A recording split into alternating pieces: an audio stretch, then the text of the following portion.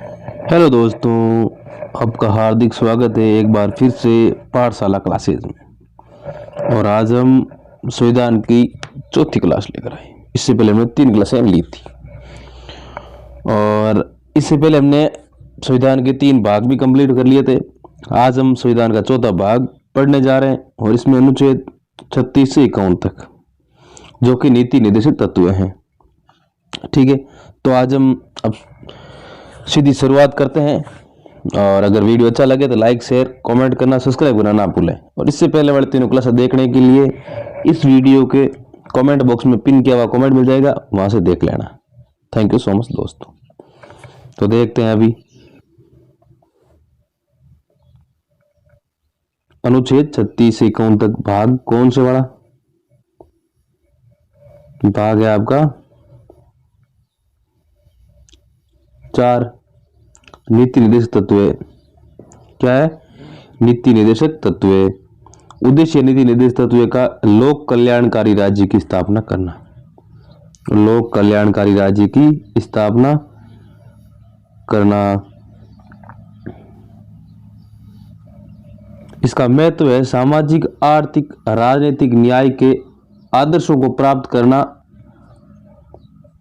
सामाजिक, आर्थिक, राजनीतिक न्याय के आदर्शों को प्राप्त करना। इसका गौण बात करें तो राम राज्य से बनाना। नीति निर्देशक तत्व। नीति निर्देशक तत्व संविधान के आदर्श है। संविधान के क्या है? आदर्श है। ठीक है, कानूनी मान्यता प्राप्त नहीं है, इसलिए इन्हें इस न्यायालय में प्रस्तुत नहीं कर सकते।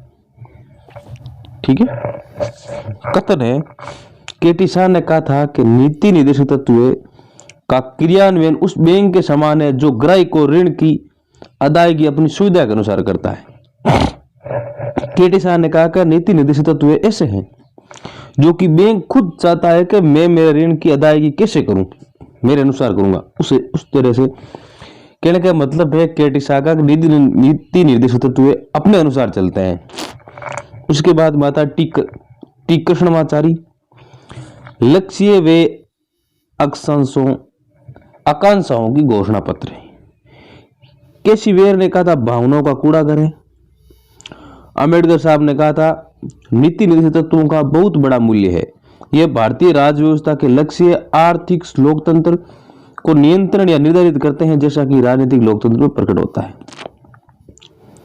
अनुच्छेद 36 अर्थ राज्य की परिभाषा। 37 में ये बाध्यकारी है, तत्व नहीं है, अतः इन्हें न्यायालय में पेश नहीं की, चुनौती नहीं दे सकते। 37 में लिखा गया है। आर्टिकल 38 कहता है कि राज्य ऐसी व्यवस्था को बढ़ावा देगा जिससे सामाजिक, आर्थिक व राजनीतिक न्याय में वृद्धि होगी। पर राज्य ऐसी व्यवस्था को बढ़ावा देगा जिसमें सामाजिक, आर्थिक, राजनीतिक न्याय की वृद्धि होगी। 38 का दूसरा है भाग, उसमें कहते हैं कि राज्य आय की असमानता को खत्म करने का प्रयास करेगा। ठीक है, आर्टिकल 39 के कहता है कि राज्य निःशुल्क कानूनी सहायता देगा। और आर्टिकल 39(2) कहता है कि सामुदायिक में भौतिक संस्थाओं का अंतिम वितरण और स्वामित्व की बात करता है। आर्टिकल 40 कहता है राज्य में ग्राम पंचायतों का गठन, ग्राम राजस्व। आर्टिकल 41 कहता है राज्य कुछ दशाओं में अपने नागरिकों को शिक्षा, स्वास्थ्य व काम का अधिकार देगा। राज्य कुछ दशाओं में अपने नागरिकों को शिक्षा, स्वास्थ्य व काम का अधिकार देगा। आर्टिकल 42 कहता है कार्य की नियोजित, मानवोचित दशाओं तथा प्रस्तुति अवकाश देगा। कार्य की नियोजित, मानवोचित दशाओं में और प्रसुप्ति अवकाश देगा। 43 कहता है जीवन निर्वहन के लिए मजदूरी की व्यवस्था। आर्टिकल 43 कहता है कि जीवन निर्माण करने के लिए मजदूरी की व्यवस्था करनी, जिसमें कुटीर उद्योग, निर्माण, लघु उद्योग में बात होती। आर्टिकल 43 के कहता है कुटीर उद्योग को बढ़ावा देना तथा मजदूरों की भागीदारी सुनिश्चित करेगा। यह 42वां संशोधन 1976 में जोड़ा गया है। 76 में जोड़ा गया। ठीक है, उसके बाद में आता है आपका 43 के सहकारी समितियों का उन्नयन करेगा। यह 97वां संविधान संशोधन 2011 में जोड़ा गया है। ठीक है, आर्टिकल 44 कहता है समान नागरिक संहिता लागू होगी पूरा देश में, समान नागरिक संहिता, जबकि सिर्फ अभी गोवा में ही लागू है। ठीक है। आर्टिकल 45 कहता है कि 6 से 14 वर्ष की आयु वर्ग के बालक बालिकाओं के लिए प्राथमिक शिक्षा की व्यवस्था करेगा। आर्टिकल 45 कहता है 6 से 14 वर्ष की आयु वर्ग के बालक बालिकाओं के लिए प्राथमिक शिक्षा की व्यवस्था करेगा। 46वां संविधान संशोधन कहता है 2002 द्वारा क्रियान्वयन होगा।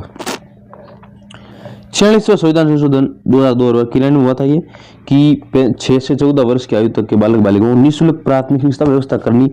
ये 86वां संविधान संशोधन 2002 द्वारा लागू हुआ था।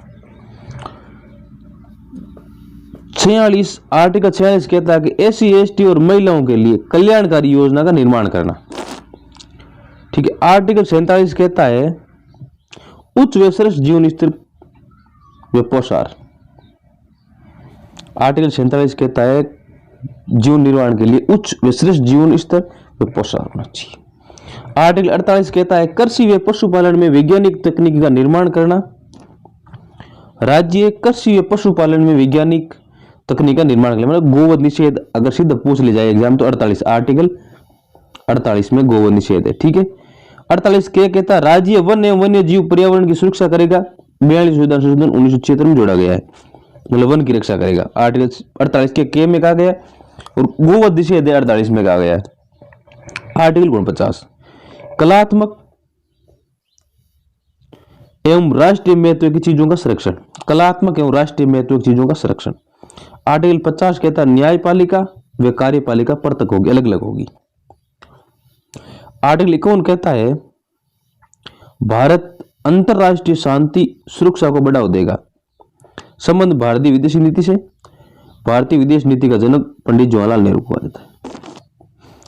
आर्टिकल 51 कहता है कि भारत अंतरराष्ट्रीय शांति सुरक्षा को बढ़ावा देगा। इसका संबंध सीधा भारतीय विदेश नीति से है और भारतीय विदेश नीति का जनक पंडित जवाहरलाल नेहरू को कहा जाता है। अब ये हो गया आपका नीति नेतृत्व। उसके बाद में आता है भाग 4 के, भाग 4 के मूल कर्तव्य, जिसमें सिर्फ आर्टिकल 51 के ही है जो कि मूल संविधान में नहीं है। ये 42वां संविधान संशोधन 1976, 42वां संविधान संशोधन 1976 में जोड़ा गया है। ठीक है। सिफारिश थी किसकी, देखो अब देखते हैं। ये 42वां संविधान संशोधन 1976 में जोड़ा गया है। सिफारिशी सरदार स्वर्ण सिंह समिति की। वर्तमान में कुल कर्तव्य 11 है। संविधान की पालना करें, उसके आदर्शों, संस्थाओं, राष्ट्रीय ध्वज और राष्ट्रीय गान का आदर करें। स्वतंत्रता आंदोलन को प्रेरित करने वाले उच्च आदर्शों को हृदय में संजोए रखे हुए सम्मान करें। भारत की एकता और अखंडता की रक्षा करें।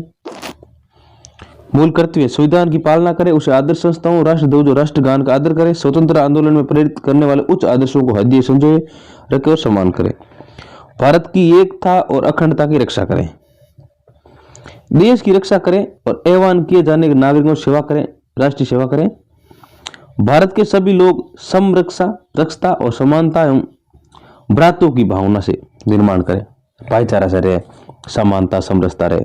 हमारी सामाजिक संस्कृति की गौरवशाली परंपरा का महत्व समझे हुए प्रशिक्षण प्रदान करें। मूल कर्तव्य कहता है कि हमारी सामाजिक संस्कृति की गौरवशाली परंपरा का महत्व समझे हुए परीक्षण प्रदान करें।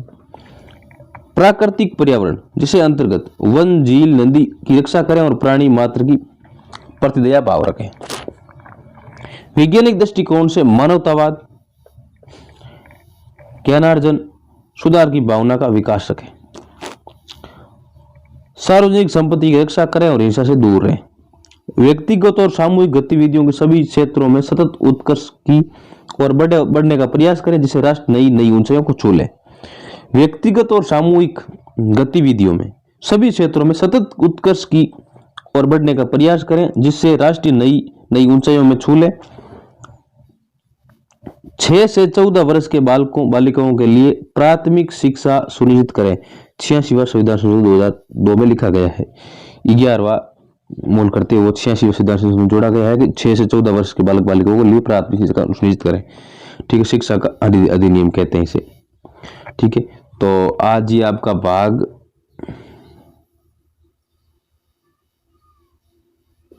4 कंप्लीट होता है, प्लस 4 के कह सकते हो, जिसमें 36 से 51 तक इसमें थे और इसमें 51 के था। ठीक है, ये होता है पूर्ण। अब इसके बाद में आपका भाग 5 अगली क्लास में लेकर आएंगे, भाग 5। ठीक है, थैंक यू सो मच दोस्तों। अगर वीडियो अच्छा लगे लाइक शेयर कमेंट करना, सब्सक्राइब करना ना भूलें। थैंक यू सो मच दोस्तों, सपोर्ट बनाए रखें।